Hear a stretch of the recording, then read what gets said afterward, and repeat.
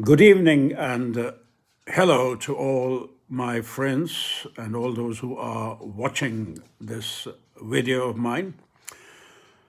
I'm back again with another reading of a story or a poem, and let's see what it is. Today, let me keep you in a little bit of suspense before I tell you what I'm reading today. Today, I have got a book in my hands which is titled When Silence Speaks. When Silence Speaks is written by Raminder Kumar, a very, very well-known writer, particularly among the younger generation of readers.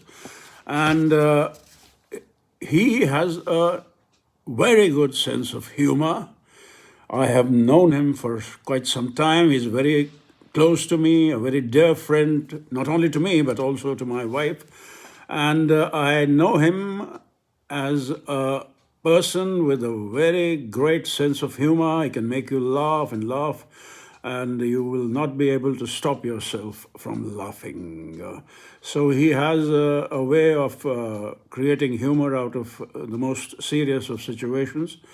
And I was surprised when I got hold of this book, and when I read it, it surprised me that this humorous man can also write about sadness, about suffering, about what it is to be under oppression.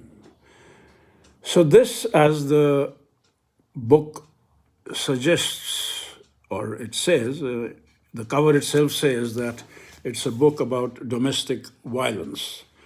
And domestic violence, as you know, is a problem not only in India, but all over the world. And as Raminder Kumar puts it rightly, we hardly ever speak against domestic violence, and the people who suffer domestic violence, they themselves don't report. And the back cover of the book says that 87% of domestic violence victims do not report abuse or seek help. That is shocking indeed. Domestic violence is not something which should be taken easily. I really appreciate and admire Raminder Kumar for having taken up this subject, for having gone into some real stories of domestic abuse, whether it's faced by women or men. He has narrated some stories which are based on real facts. And I will certainly read an extract from one of his chapters. And before I read an extract from Raminder Kumar's book, I would like to read a short poem which he has started the book with on the very inside the cover page, on the first page of the book actually. We find a very, very short poem which speaks volumes about what the book is about.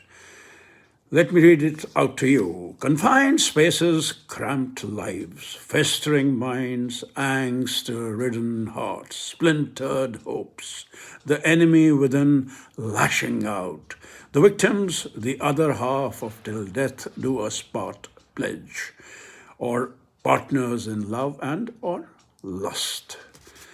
The nowhere persons, their every journey on the highway of pain, only a dead end in sight.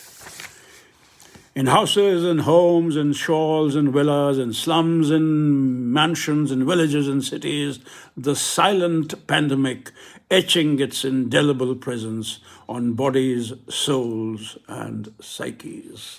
The silent pandemic which Raminder is talking about is none else but the pandemic of domestic violence. It's a silent pandemic which has been spreading over the years, and we have not really taken any serious action against it.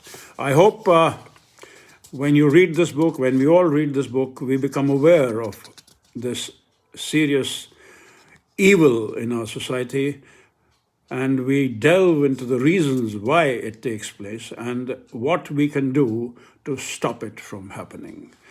So Thank you very much, Raminda, for having taken this very serious topic and written on it. And let me start the extract.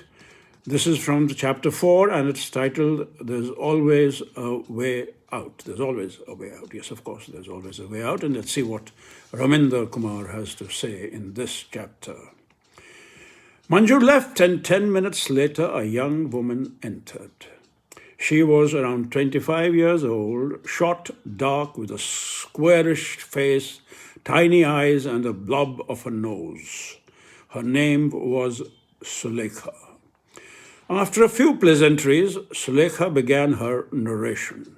Sulekha, who was living in the railway colony in Anandpur district of Andhra Pradesh, fell in love with her neighbor, Tarun, when she was barely 19.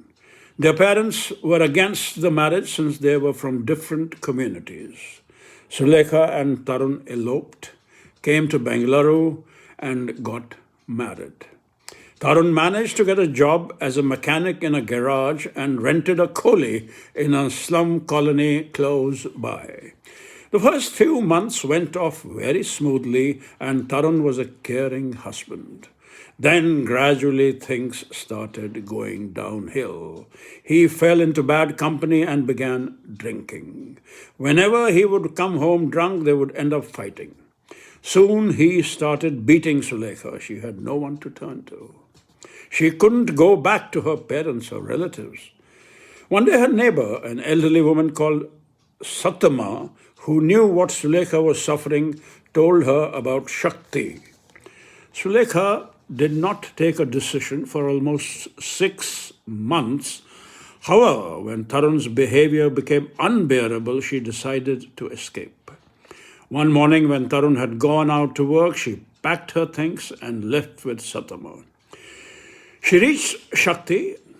Vanita asked her a lot of questions and then took her in. That was 5 years ago when Shakti had only 53 women. Then Tarun tried to contact you? Sarika asked. 4 months after I joined Shakti, he landed here. I was left alone with him in this room. He told me he had stopped drinking and had become a completely changed man. He begged with folded hands to give him a second chance. He even touched my feet and cried. That's all I am going to read. If you want to know whether she went back to Tarun or she took a stand against him, you will have to read this chapter. There's always a way out, and for that you will have to buy this book, When Silence Speaks. It's been published by Penpricks, and they have done a very good job. The cover is very attractive. I was drawn into it. I was attracted by the cover very much. The color combination is excellent. The print is excellent, and it's a good feeling holding this book in your hands. So thanks to the publishers and thanks to Raminda Kumar, we have this book in our hands. And I find every chapter that he has written is really eye-opening. So thank you very much, Raminda, for having given us this book. And I hope your efforts will not go in vain, and we will start working against this great evil in our society, domestic abuse. So thank you very much for watching me and for hearing me, and I hope you get this book and read it. Thank you very much. Wish you a very happy evening and a very good night.